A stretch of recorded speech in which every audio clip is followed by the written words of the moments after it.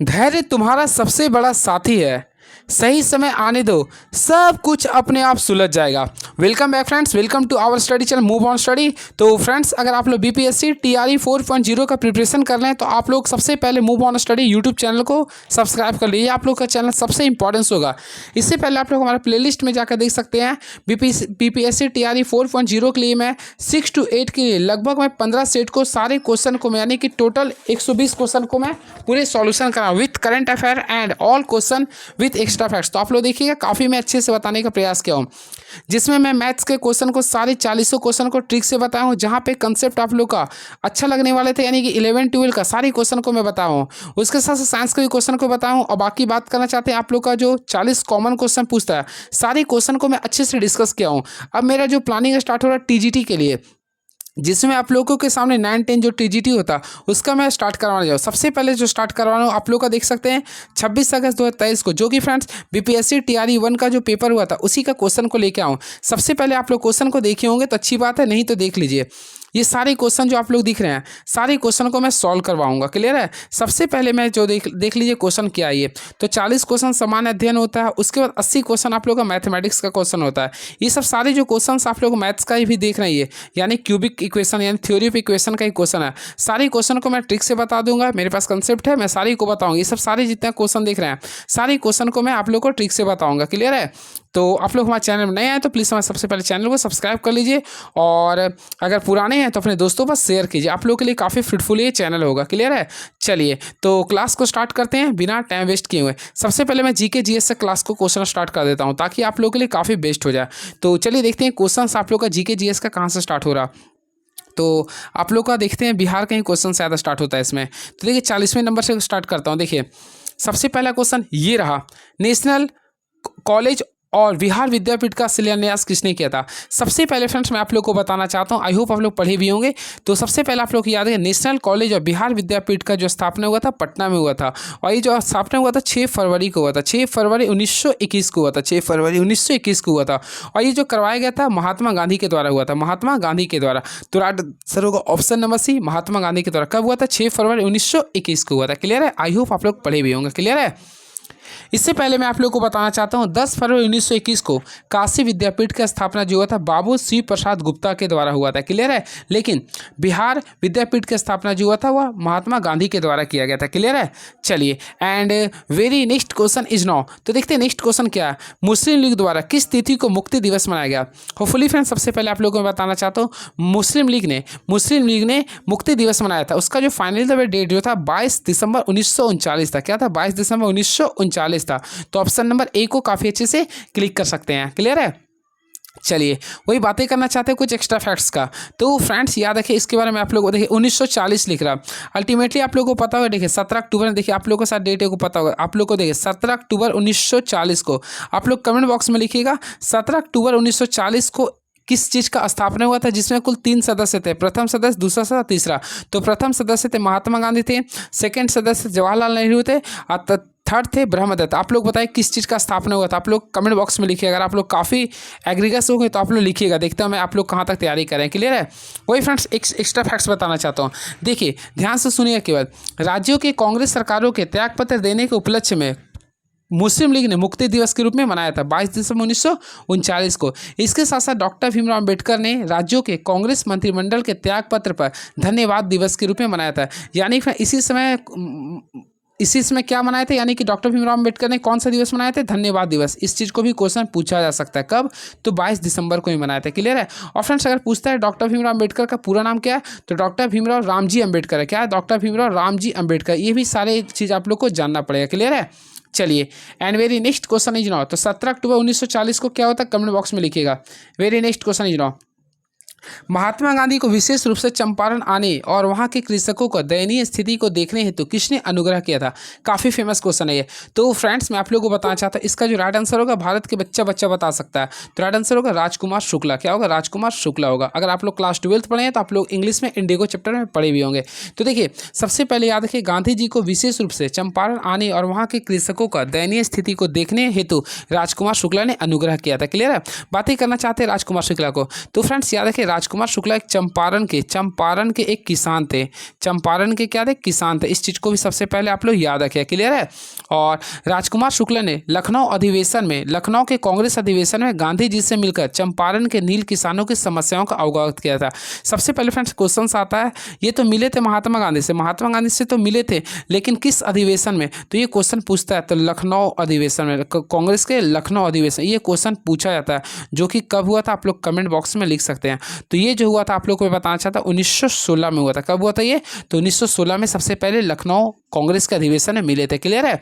इसके बाद फ्रेंड्स गांधी जी ने चंपारण आने का वादा किया था उससे। उसके बाद क्या हुआ था? देखिए 10 अप्रैल 1917 को गांधी जी सबसे पहले पटना आए, क्लियर है। उसके बाद 5 दिनों बाद 15 अप्रैल 1917 को डायरेक्टली मोतिहारी गए थे। कहाँ गए थे? मोतिहारी। फिर वहीं पे फ्रेंड्स उन्होंने क्या किया था? तो ये चंपारण आंदोलन यानी कि कृषि आंदोलन किया था, क्लियर। आई होप आप लोग पढ़े भी होंगे, क्लियर है। चलिए, और इसके साथ साथ याद रखिए गांधी जी ने नील किसानों की समस्याओं को लेकर सत्याग्रह भी चलाया था, क्लियर है। चलिए, और इसके लिए एक कमेटी की जांच हुआ था, यानी कि गांधी जी इसी जांच कमेटी के एक सदस्य थे। और देखिए बिहार के लेफ्टिनेंट गवर्नर इसमें शामिल थे, जो कि एडवर्ड ग्रेट ने चंपारण कृषक जांच समिति का गठन किया था, जो कि एफडी सप्लाई की अध्यक्षता थी। यानी इसका जो मेन अध्यक्ष किसने किया था? तो याद रखिए एफडी, देखिए मैं लिख देता हूँ, एफडी असलाई इसका मेन अध्यक्ष था। इस चीज़ को भी आप लोग याद रखिए, सारे क्वेश्चन पूछा जाता है, क्लियर है। और ये जो मेन जो मामला था 3 कठिया था, क्या था? 3 कठिया था, क्लियर है। चलिए, and very next question is now. तो नेक्स्ट क्वेश्चन ये रहा, वर्ष 1946 में बनी अंतरिम सरकार में डॉक्टर राजेंद्र प्रसाद के पास कौन सा विभाग था? काफ़ी फेमस क्वेश्चन ये। तो अल्टीमेटली फ्रेंड्स आप लोग को पता होगा इसका जो राइट आंसर होगा। देखिए डॉक्टर राजेंद्र प्रसाद के पास, देखिए डॉक्टर राजेंद्र प्रसाद कहाँ के थे? बिहार के। बिहार में ज़्यादा क्या होता है? कृषि होते हैं, खाद होते हैं। तो राइट आंसर आप लोग खाद एवं कृषि से आप लोग याद कर सकते हैं, क्लियर है। तो खाद एवं कृषि मंत्रालय थे उनके पास। आई होप आप लोग को पढ़े भी होंगे, क्लियर है। चलिए, तो फ्रेंड्स सबसे पहले याद रखिए अंतरिम सरकार। देखिए अंतरिम सरकार का जो गठन हुआ था सितंबर 1946 में हुआ था। सितंबर 1946 में अंतरिम सरकार का जो गठन हुआ था पंडित जवाहरलाल नेहरू की उपाध्यक्षता में हुआ था, क्लियर है। पंडित जवाहरलाल नेहरू उसके उपाध्यक्ष थे। और फ्रेंड्स ये भी याद रखिए अंतरिम, देखिए मैं लिख देता हूँ, अंतरिम सरकार में कुल जो सदस्य की संख्या था, ये क्वेश्चन पूछता, टोटल 14 सदस्य थे। कुल कितने सदस्य थे? कुल 14 सदस्य थे। और कैबिनेट मिशन के प्रस्ताव पर ही अंतरिम सरकार का गठन किया गया था। इस चीज़ को भी आप लोग याद रखिएगा। और अंतरिम सरकार में प्रारंभ में मुस्लिम लीग ने भाग लेने से इनकार कर दिया था। और मुस्लिम लीग के कुल 5 सदस्य अंतरिम सरकार में शामिल हुए थे। इस चीज़ को भी आप लोग याद रखिए, क्लियर है। बातें करना चाहते कुछ एक्स्ट्रा फैक्ट्स का, तो फ्रेंड्स यहाँ पे बात करना चाहते हैं हम लोग, देखिए रक्षा मंत्री का। तो आप लोग कमेंट बॉक्स में लिख सकते हैं रक्षा मंत्रालय किसके पास है? तो जिस रक्षा वही का था जिसके पास बल होता है, यानी कि बलदेव सिंह थे, क्लियर है।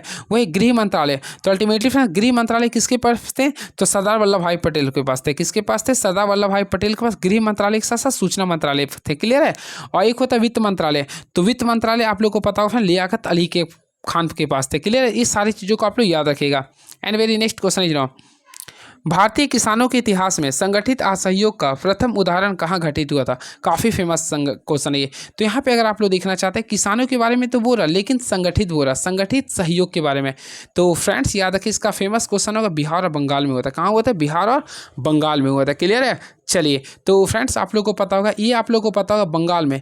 तो बंगाल में जो हुआ था नील विद्रोह हुआ था। क्या होता है? नील विद्रोह हुआ था। कब हुआ था? टेन्यूर बताना चाहता हूँ, 1859 से 60 के बीच में हुआ था। 1859 से 60 के बीच में हुआ था नील विद्रोह, जो कि बंगाल में हुआ था। तो इसी को हम लोग बोलते हैं संगठित असहयोग, क्लियर है। इस चीज़ को भी आप लोग को ध्यान रखना पड़ेगा।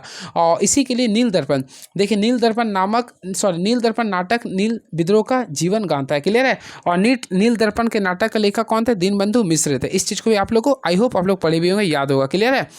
इसके तुरंत बाद बिहार में एक पावना किसान विद्रोह हुआ था, जो कि 1873 से 76 के बीच में हुआ था, क्लियर है। तो ये सब सारी चीज़ों को आप लोग याद रखिएगा। चलिए, एंड वेरी नेक्स्ट क्वेश्चन है 1857 के विद्रोह को किसके द्वारा प्रथम भारतीय स्वतंत्रता संग्राम के रूप में वर्णित किया गया? यहाँ पे देखिए प्रथम भारतीय स्वतंत्रता संग्राम, तो फ्रेंड्स याद रखिए इसका जो राइट आंसर होगा वीडी सावरकर के द्वारा। क्या होगा? वीडी सावरकर के द्वारा। तो राइट आंसर करेंगे option number A is the right answer, clear है। अब देखिए सबसे इंपॉर्टेंस होता है, आप लोगों को मैं बता रहा हूँ, ध्यान से सुनिएगा। केवल कुछ थे जो आप लोग सबसे पहले 1857 का क्रांति का मेन पहचान क्या था? तो आप लोग को पढ़े रोटी और कमल था, यानी कि यहाँ पहचान क्या था? चिन्ह क्या था? त्रुटि और कमल थे। क्लियर है? चलिए, and very next question is now. तो देखते हैं नेक्स्ट क्वेश्चन क्या थे। और फ्रेंड्स आप लोगों को पता है बाल गंगाधर तिलक के बारे में आप लोगों को पता होगा। तो बाल गंगाधर तिलक एक नारा था, क्या था? स्वराज हमारा जनसिद्ध अधिकार है, इसे मैं लेकर रहूँगा। ये नारा था जो कि 1916 में दिए थे, 1916 में दिए थे लखनऊ अधिवेशन में। क्लियर है? यानी नरम दल और गरम दल जब मिक्स हो गए तभी बोले थे ये। चलिए, and very next question is now. तो देखते हैं नेक्स्ट क्वेश्चन क्या लिख रहा है। पंजाब में कूका आंदोलन का प्रारंभिक उद्देश्य क्या था? काफ़ी इंपॉर्टेंट क्वेश्चन है ये। तो फ्रेंड्स याद रखिए, सबसे पहले कूका आंदोलन कहाँ पे हुआ था? पंजाब में हुआ था। कब हुआ था? तो ये भी जान लीजिए। तो पंजाब में तो हुआ था, लेकिन 1872 में हुआ था। 1872 में हुआ था, इस चीज़ को याद रखिएगा। और इसका प्रारंभिक उद्देश्य क्या था? तो सिख धर्म को परिष्कृत करना था। क्या था? सिख धर्म को परिष्कृत करना था। तो ऑप्शन नंबर ए को क्लिक कर सकते हैं। तो option number A is the right answer. Clear है? चलिए, अब कूका विद्रोह का मेन नेतृत्व जो करता थे सतगुरु बाबा राम सिंह थे। कौन थे? बाबा राम सिंह थे। इस चीज़ को भी याद रखें, बाबा राम सिंह। देखिए मैं लिख देता हूँ, सतगुरु बाबा राम सिंह थे। ये क्वेश्चन में भी पॉसिबिलिटी आप लोग का पेपर में आ सकता है। क्लियर है? चलिए, एंड वेरी नेक्स्ट क्वेश्चन भारतीय राष्ट्रीय कांग्रेस के किस अधिवेशन में पूर्ण स्वराज का सिद्धांत गृहीत किया गया था? देखिए सबसे पहली बात है फ्रेंड्स, आप लोगों का कांग्रेस का अधिवेशन जितना आता सारी को देख लीजिएगा। तो यहाँ पे बोल रहा पूर्ण स्वराज, तो याद रखिए पूर्ण स्वराज की जो मांग किया गया था लाहौर अधिवेशन में, लाहौर अधिवेशन 1929 में जो हुआ था वहाँ पे मांग किया गया था। क्लियर है? तो याद रखिए भारतीय राष्ट्रीय कांग्रेस ने कि लाहौर अधिवेशन 1929 में पूर्ण स्वराज का सिद्धांत को गृहीत किया गया था। क्लियर है? और ये जो अध्यक्षता था पंडित जवाहरलाल नेहरू यानी कि JL नेहरू, देखिए JL नेहरू के अध्यक्षता में हुआ था। क्लियर है? मैं तो कल एक वीडियो देख रहा हूँ था, शायद आप लोग भी देखे होंगे, बबीता मैम का। तो उन्होंने ये बताया जवाहरलाल नेहरू का जो नेहरू जो था टाइटल ना, इसके जाति से नहीं आया, बल्कि नेहरू जो है ना ये काफ़ी नहर साइड घूमते रहते थे और इसका घर भी नहर के किनारे ही था, इसलिए इसको प्यार से नेहरू नाम दिया गया था। ये मैं जाना कल, तो ये मेरे लिए रोचक था, आप लोग के बीच में मैं बताया हूँ। क्लियर है? चलिए, तो याद रखिए कब हुआ था? तो लाहौर अधिवेशन 1929 में हुआ था। इसका मेन कौन था? JL नेहरू थे। कौन थे? JL नेहरू थे, याद रखिएगा। क्लियर है? चलिए, और फ्रेंड्स आप लोग को मैं और भी बताना चाहता हूँ। देखिए सबसे पहले आप लोग को याद रखिएगा, यह कांग्रेस अधिवेशन में पूर्ण स्वराज का प्रस्ताव सर्वप्रथम हसरत लोहानी ने लाया था। यानी सर्वप्रथम जो इसका प्रस्ताव लाया था, देखिए क्वेश्चन आता है सर्वप्रथम इसका प्रस्ताव किसने लाया था? तो हसरत लोहानी ने। देखिए मैं लिख देता हूँ, हसरत लोहानी ने लाया था। और फ्रेंड्स मैं आप लोग को एक चीज़ और बताना चाहता हूँ, हसरत मोहानी नाम था। हसरत मोहानी ही ऐसे व्यक्ति थे जिन्होंने सबसे पहले इनकलाब जिंदाबाद का नारा दिए थे। इस चीज़ को भी आप लोग याद रखिएगा। क्लियर है? चलिए, इसी लाहौर कांग्रेस अधिवेशन में यह भी प्रस्ताव पारित किया गया था कि 26 जनवरी को प्रत्येक वर्ष स्वाधीनता दिवस मनाया जाएगा। क्लियर है? और 26 जनवरी 1930 को भारत में पहली बार कांग्रेस ने अखिल भारतीय स्तर पर स्वाधीनता दिवस को भी मनाया था। क्लियर? इस सब सारी चीज़ों को याद रखिएगा। चलिए कुछ एक्स्ट्रा फैक्ट्स देखिए, कानपुर अधिवेशन। तो फ्रेंड्स याद रखिए कानपुर अधिवेशन हुआ था 1925 में, जिसके अध्यक्षता कौन किए थे? तो भारत के प्रथम महिला कांग्रेसी अध्यक्ष यानी कौन थे? सरोजिनी नायडू। याद है कि सरोजिनी नायडू इस समय से अध्यक्ष बने थे। क्लियर है? 1925 में। क्लियर है? वह प्रथम भारतीय महिला थे। और कराची अधिवेशन 1931 में इसका अध्यक्षता किए थे सरदार वल्लभ भाई पटेल, और इसमें मौलिक अधिकार की मांग किया गया था। ये सारी चीज़ों को आप लोग को याद रखना पड़ेगा। क्लियर है? एक इंपॉर्टेंस होता है स्वराज। तो फ्रेंड्स याद रखें स्वराज का अर्थ होता है अपना राज। स्वराज शब्द सबसे पहले दिया गया था किसके? स्वराज शब्द आप लोग कमेंट बॉक्स में लिखे, स्वराज शब्द सबसे पहले मांग किसने किया था? तो होपफुली आप लोग पढ़ेंगे 1906 में दादा भाई नौरोजी ने मांग किया था। क्लियर है? और दादा भाई नौरोजी कुल कांग्रेस के 3 अधिवेशन के अध्यक्षता किए। पहला किए थे 1886 में। क्लियर है? उसके बाद किए थे 1893 में किए थे, और लास्टली भी किए थे 1906 में किए थे। ये सब सारी चीज़ों को याद कर लीजिएगा। पहला जो किए थे आप लोग का कलकत्ता में किए थे, ये वाला आप जो आप लोग के लाहौर में किए थे, 1906 का भी कोलकाता में किए थे। चलिए नेक्स्ट क्वेश्चन, RL सिंह के वर्गीकरण स्कीम के अनुसार बिहार किस प्रकार के जलवायु प्रदेश में आता है? होपफुली फ्रेंड्स आप लोग पढ़े होंगे। तो इसमें देखिए सबसे पहले आप लोगों को मैं बताना चाहता हूँ, कोपेन के जलवायु में कुल 5 समूहों को बांटा गया। सबसे पहले ए में जो आता है आप लोग को पढ़े होंगे उष्ण कटिबंधीय आता है, बी में जो आता है शुष्क आता है, सी में शीतोष्ण आता है, डी में महाद्वीपीय आता है, और ई में क्या आता है? ध्रुवीय आते हैं। इस टाइप से आप लोग पढ़े भी होंगे। क्लियर है? तो कोपेन के जलवायु के अनुसार आप लोग का स्कीम के अनुसार RL सिंह के अनुसार बिहार का जो है उपाद्र संक्रमणकालीन है, यानी ऑप्शन नंबर बी को क्लिक करेंगे। Option number B is the right answer होगा। क्लियर है? चलिए नेक्स्ट क्वेश्चन, 1954 में किन 2 देशों के बीच कोसी सिंचाई और जल विद्युत परियोजना समझौता हस्ताक्षरित हुआ था? सबसे पहले फ्रेंड्स आप लोगों को पता होगा, देखिए कोसी, आप लोग नदी को अगर देखेंगे तो कोसी नदी, कोसी सबसे पहले बिहार का शोक कहलाता है। तो बिहार, और देखिए बिहार तो हो गया, यानी बिहार आप लोग का भारत में हो गया। और आप लोग को पता बिहार जो है ना किससे टच करता है? बॉर्डर बंगाल से नहीं टच करता है, यानी बांग्लादेश से नहीं टच करता है, चीन से भी नहीं करता, तो नेपाल से टच करता है। तो ऑप्शन नंबर सी को क्लिक कर सकते हैं। तो ऑप्शन नंबर सी को क्लिक कर सकते हैं, भारतवर्ष और नेपाल। क्लियर है? तो ऑप्शन नंबर सी को क्लिक कर सकते हैं। सकते हैं। अब क्वेश्चन आता है नेपाल को बॉर्डर को कौन कौन सा राज्य टच करता है, तो नेपाल को टच करने वाले का ट्रिक होता है सुब्बू, याद कर लिए। एक मेरा दोस्त था बचपन में, आप लोग भी देखे होंगे शायद, सुब्बू, शायद याद हो गया। तो एस फोर होता सिक्किम, यू फोर होता उत्तर प्रदेश, बी फोर होता बिहार, फिर बी फोर होता बंगाल, अब यू फोर होता उत्तराखंड। ये सारे नेपाल को टच करते हैं, इसलिए मैं आप लोग को बता दिया हूँ, ठीक है। तो भारतवर्ष और नेपाल होंगे। और कोसी नदी, तो फ्रेंड्स याद रखिए बिहार का शोक जो होता है वह कोसी नदी को कहते हैं। क्लियर है, आई होप आप लोगों को क्लियर हुआ होगा। क्लियर है, और याद रखिएगा 1954 में, देखिए 1954 में भारतवर्ष और नेपाल देशों के बीच में कोसी सिंचाई और जल विद्युत परियोजना समझौता हुए थे, 1954 में हुए थे। ये भी आप लोगों के लिए काफ़ी इंपॉर्टेंट क्वेश्चन है। क्लियर है, चलिए। And very next question is now, तो देखते हैं नेक्स्ट क्वेश्चन आप लोगों के सामने क्या लिख रही है। अब भारत और अब बांग्लादेश के बीच में ज़्यादा फरक्का आता है, फरक्का, ठीक है। देखिए भारत के निम्नलिखित बंदरगाहों को उत्तर से दक्षिण दिशा में व्यवस्थित कीजिए। सबसे पहले फ्रेंड्स अगर आप लोग पढ़े होंगे तो देखिए उत्तर से दक्षिण में अगर आप लोग मैच करते हैं, देखते हैं मैं आप लोग को बताने का प्रयास करता हूँ। सबसे पहले ऑप्शन के अकॉर्डिंग देखिएगा, मैं उत्तर से दक्षिण, सबसे पहले अगर आप लोग देखिए उत्तर से दक्षिण करना ना, यहाँ पे देखिए विशाखापट्टनम कहाँ पे आता है, आंध्र प्रदेश में आता है। देखिए सबसे पहले मैं बताना चाहता हूँ विशाखापट्टनम कहाँ आता है, तो आंध्र प्रदेश में आता है। क्लियर है, उसके बाद अगर आप लोग देखें काकीनाडा, तो आप लोग कमेंट बॉक्स में लिखे काकीनाडा कहाँ पे आता है।